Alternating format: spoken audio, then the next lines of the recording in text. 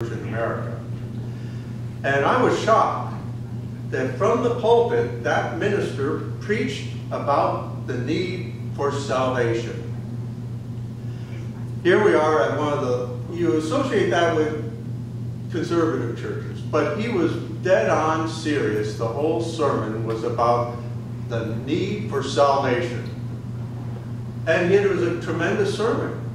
He said everyone's worried that Christianity is disappearing, that Christianity is shrinking and going away. And he said, this from one of the most liberal people on the planet, yes, Christianity is shrinking. And I believe it's because we Christians have been shrinking it. And I was shocked. He wasn't trying to put a guilt trip on us or moralize us or feel bad, but his message was, we have a message of salvation. And we have totally taken it for granted, dumbed it down, diluted it, tamed it, and just forgotten how great our message is. We have a message of salvation. In this sermon, I don't want to define salvation. We can talk about it. I don't want to moralize about it. I'm not going to try and defend it or exposit on it. That's what we usually do, is all those other things. We just need to feel it, to be sensitive to the fact that we have the greatest truth, the greatest hope, the greatest thing in our whole world, in our entire history, and all that ever will be known forevermore. And we need to realize that. Last year, when our two churches in Azusa, the Filipino church and our church, were kind of blended together, and I was working, they wanted me to be a sort of liaison to the young adults of the Filipino church. And a lot of you know them, Eden Roque and Nancy Cruz and the Tiaticos and others. And that group, you know, years and years ago, played volleyball and things with the youth of our church here at the Thai church. And they wanted to have a Bible study and read Christian books together. And that's great, and get together every Thursday night and discuss them.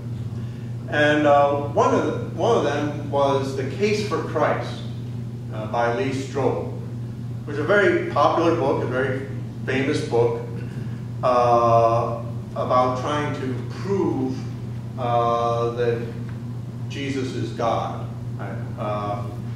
And I didn't, you know, I don't have problems with the book. Most of the stuff in there is just what you learn in first year of seminary. But I didn't really, wasn't that happy about it because of the motivation. Thinking that that we have to worry about the atheists. Like, we're more worried about the atheists than we are aware of our own message of salvation. You know, and I just don't feel a great need to worry about atheists. And trying to prove Christianity beyond a reasonable doubt, or with no doubt whatsoever. I think that kind of thinking is just short-sighted, and it's just that's how the atheists think. You're just, you know, kind of playing in their territory. Anybody who's gone to college, taken, you know, there's always a philosophy class on proofs of God. And you know, there's many proofs of God throughout history and philosophy, but for every proof, there's, you know, 10 disputes. You know, if there ever was a proof of God, that would end philosophy.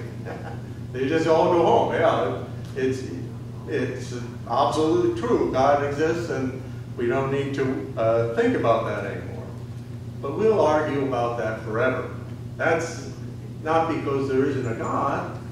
That's how the human mind thinks. we'll argue about everything forever. That's our pattern of thinking. But if you want to know, for me, if I have doubts, or I don't know, does God exist? I need to feel that again.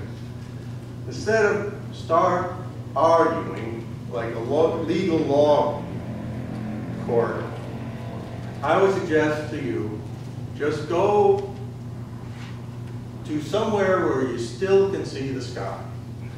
That's a tough part. We go to Hawaii, and in Hawaii there's no lights at night. They have to have orange lights according to law, and you just lay down and you can see the whole night sky.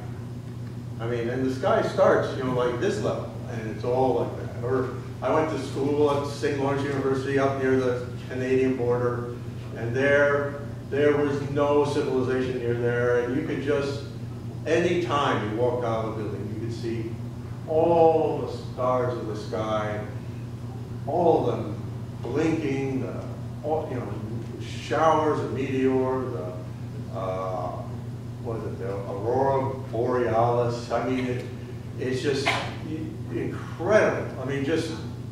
That, to me, that's all you have to do is go out, and that alone is enough to prove there is a God, right? I don't need, other things. But if you're having a rough time and you need to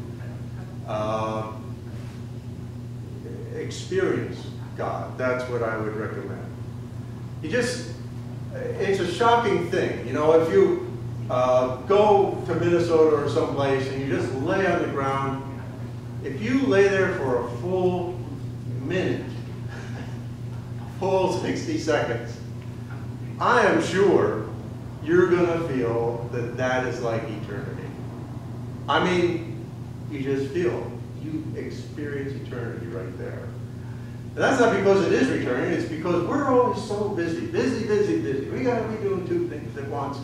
And we don't know what it means to just sit for 1 minute. If I made you just sit in the pew for 1 minute, you'd consider it eternity. But if you laid there for 5 minutes, if you could tolerate laying there for 10 minutes or maybe even an hour, you would feel with your body, with your heart, with your head, with your eyes, obviously, there is a God. There's no, how can you, it's not even worth putting up an argument. Look at the number of the stars in the sky. We could never count them. Now science, will immediately say, yes, we can. Scientists have taken a picture of the night sky and run it through a computer and can tell you that the visible eye and the human brain could count 6,000 to 9,000 stars. No human brain or human eye ever has, the computers have, but but even with the computer, you don't know, 6,000 to 9,000 stars up there. And you just look at them and say, wow. And that's all that we can see. That's just the visible stars. And beyond the stars, there's galaxies. Galaxies, which, in case you haven't taken science lately, is way more than a star. There's, again, science itself cannot be specific, but anywhere from 100 to 400 billion stars in just our galaxy of the Milky Way. Think about it. 400 billion stars just in our galaxy, and they estimate that there's 170 billion galaxies that can be seen with our telescopes. How many can we not see? It is just, it's, our brain can never understand that whole thing. And will our hearts ever absorb that whole thing? You know, they did the calculations. It comes out to be, in the visible night sky, just what we can see, knowing that that's probably only 1/1000th of reality. There are 1 with 24 zeros after it, a septillion number of stars out there. And now, on top of that, you know, around almost all those stars is a solar system. Every single one has planets revolving around all those stars, just like ours. Think about how many planets that is, and think about how much all that is moving all the time in every pattern. Every star different, every pattern different, but in a pattern. And on top of that, they all have a lifespan. Everything up there is being born, is growing, is exploding, is dying. A star, an inanimate thing that has all of that, has lifespan. It is just beyond belief. And really, that's another key of the sermon. It's beyond belief. A lot of times we want knowledge, but that's very limited. And then we think we've made an advance, that we have faith. But we treat faith so small and so narrow, so something we can have.